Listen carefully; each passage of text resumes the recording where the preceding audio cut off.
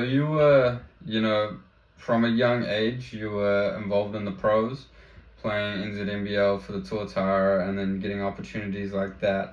How does that experience from, being young to you're still young now, but you've had this head start on other people? How's that help shape you? I think it's really just playing with older people just really kind of help expand my IQ of the game. Like playing with older people, you kind of get different players have had more experience, different experiences, so they kind of being able to drop their knowledge on me. And I've been able to pick up so much from a young age, and I've always played with people above my age. Like even when I was under 13s, I think I was like 6, 7. Oh shoot, my bad, I didn't mean to say that. I was probably like 7. I'm gonna say 7 or 8 now. I was probably like 7 or 8 years old. Yeah. So I've always kind of played above my age grade. I felt like it's just really just helped me expand and grow as a player and my skill set. Yeah, I noticed that, and even like whether it's playing in under 17s at 15 and still winning MVP, like that takes confidence, and it's not from watching you play and from watching even back at that age. It's not like a brash confidence. It's like a just very secure confidence. Where do you think that comes from? I think that just really comes from putting in all the hours in the gym. Just all the basics and fundamentals. Just working on simple ball handling drills, shooting. I feel like having the basics down really helps you work on things that are maybe more challenging in the game, whether it's reads, picking up different coverages and stuff like that. So just having the basics down from a young age and just work on the basics and fundamentals constantly, I feel like that just kind of put you in a good spot to just grow and develop in the game. When you compare yourself, when you look back on, those earlier days, even when you're over in the States, like mindset-wise and how you approach the game, how have you changed? How have I changed? I feel like at a younger age, I was kind of just going about the game as it came and just letting it come to me. But now I feel like I've kind of tapped more into like the spiritual and grounding side of the game. So I feel like kind of preparation and habits are kind of a big thing in my game that I've incorporated into game days, like you would have seen with the Jets. How I just go and do my little stretching with my headphones on and just kind of getting into my own zone, whatever that is for me. Just kind of preparing my body and my mind for the game or practices, so I'm able to perform at a high level and the way I want to. How does that, so when you do that compared to when you don't, I don't know, say you're rushed for time and you can't get that stuff in, how does that change your mindset and how you feel when you're performing? This actually happened a couple weeks ago. I was actually running a little later than I would have usually to the gym, so I wasn't actually able to get the full preparation. I feel like you just gotta change when things like that happen, you gotta kind of just adapt and kind of find another way to kind of get you in the right mindset and right mind frame to kind of performing your best. So what I tried to do was kind of work on my breathing and like different breathing techniques and just closing my eyes because I didn't get that full time to kind of visualize and kind of prepare mentally the way I wanted for the game. So kind of just finding different ways to kind of try to get that in even when I don't maybe get all the full time I would usually. That's cool how you have that like breathing practice. I assume that's something that you might use during a game to like alter your mindset, say if you're too kind of overhyped and like bring you back down to a level. Who taught you that? Where did you find that out from? Well, my dad actually it was kind of really a team thing that my dad incorporated into one of our rep teams.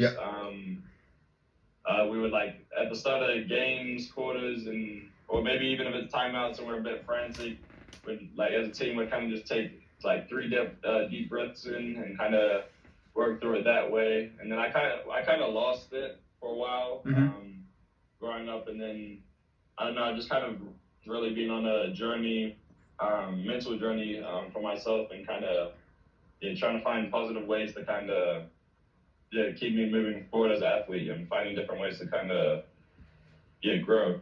Yeah, so we talked a lot about how that like affects you on the court. When it comes to off the court, how do you implement those sorts of grounding things? Like, what's the purpose? So for on the court, it's for performance. Off the court, what benefit does that give you? Off the court, I feel like it just gives me more of a clear mind. Able to kind of just be free. Mm-hmm. So I like to go to the beach quite a lot. Yep. You're getting vitamin C, D, E from the sun, water. And kind of I like going down to the beach and stretching. Yep. I feel like that's a big thing for me because it just kind of you're able to just kind of open your mind, Mm-hmm. think freely, and just Yeah, I suppose you like when you have that downtime, you got to make sure it is downtime, and you're not like keeping yourself ramped up or in that fight or flight mode that you do get when you're on court. So that's really cool. How do you, game to game, analyze yourself? How do you go about finding out what you need to do better? So at Perth, we have coaches that kind of go over pretty much a lot of the game day film Mm-hmm. back over with us, and even practices. So that's one of the ways I'm able to kind of see what I need to do or need to work on. But I also watch over the games. Pretty much after the game's done, I'll usually go and watch it back like a few times and see what I could have done, what I should have done, what I didn't do.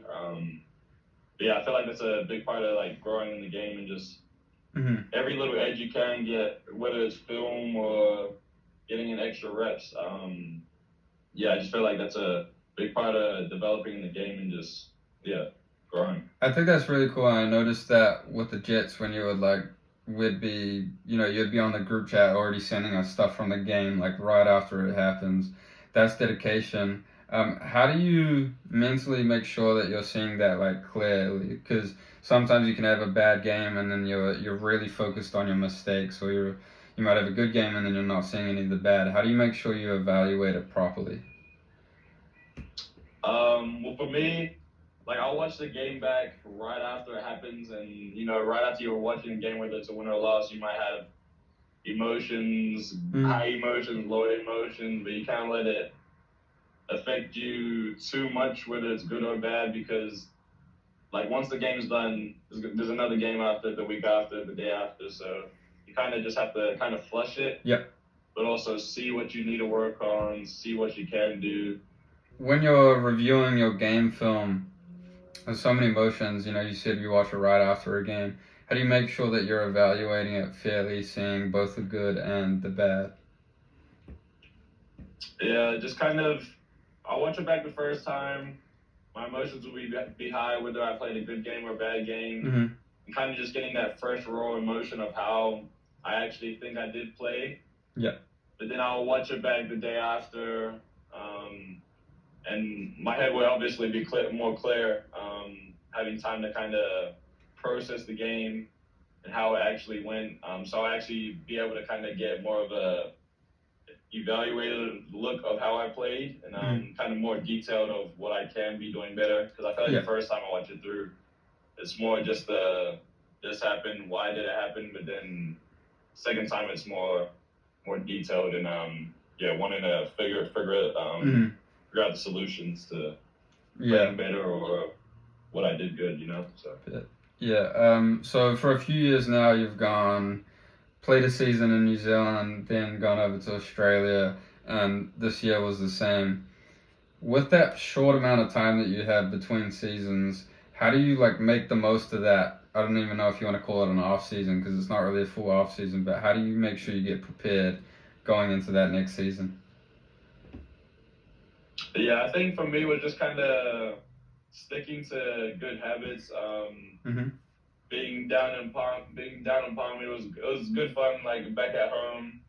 So it feels like an off season, but really you still got a job to do and play, and it's kind of just finding things I can work on, and maybe I didn't do good over here in Australia. What I can do, like maybe I need to work on it in the New Zealand season, whether it's my 3-point shooting or playmaking or defense. So just Yeah. kind of finding different ways to kind of elevate your game when you essentially come back to what you would call an off season. So just finding different parts of your game you can work on and kind of either take a step up in things you're really good at, or maybe things you're not so good at, and making them okay or if not good. So yeah. Having like so you played with Corey this year and you played with him last year. How is having like a guiding figure, someone that you can talk to and rely upon, how is that able to guide you and lead you into, following those footsteps potentially? Yeah, he's definitely been a role model in my life. Growing up, I used to always watch him playing for the Breakers and all over the place. So yeah, definitely having a guy like him who can teach me and show me the ways.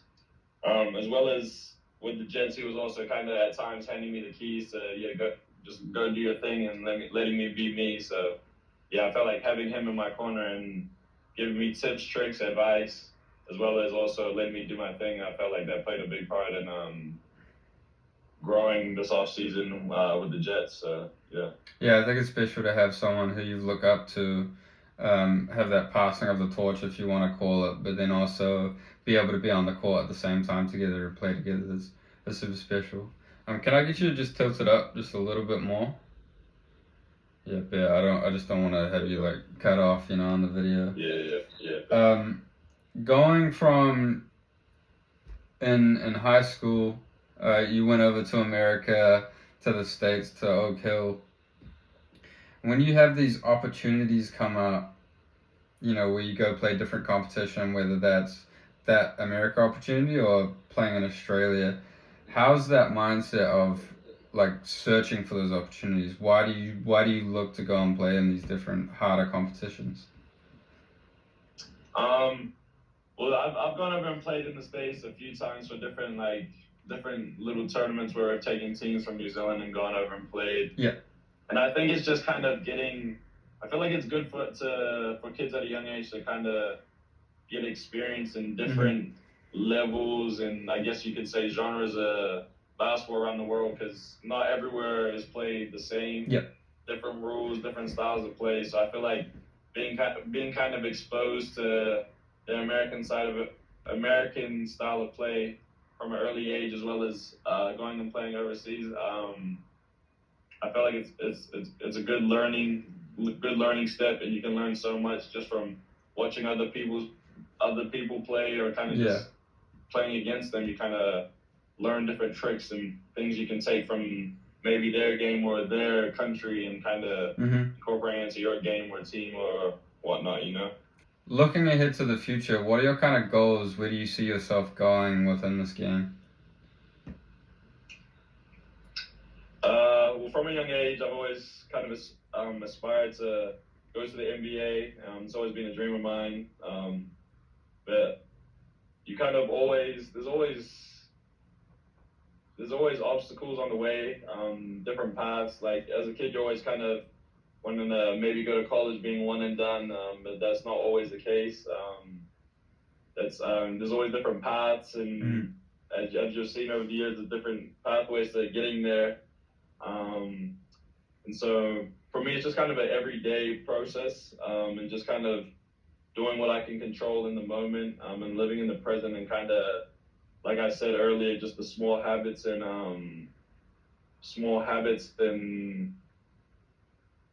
kind of just small habits, everyday habits, and making sure you're doing everything you can do in the moment. So hopefully one day getting that opportunity, and when it does come, just kind of making the most of it, and just living in the moment and being present. Yeah, that's a good way of looking at it. Do you kind of picture yourself like, how do you visualize where you need to get to? And what you need to improve on to get where you want to go, or just to make those next steps? How do you kind of visualize what you need to do as a player? I think with me, just being consistent. Like if I'm consistent, and I know I'm doing what I need to do, whether I'm performing or not performing, as long as I'm getting in the extra work or sticking to my habits, stretching, like keeping my mind in the right place, I feel like that's all I can do. Yeah. And yeah, and hopefully that'll get me to where I need to get to. But just staying in the moment, staying present, and just working on the everyday habits and continue to grow and get better every day.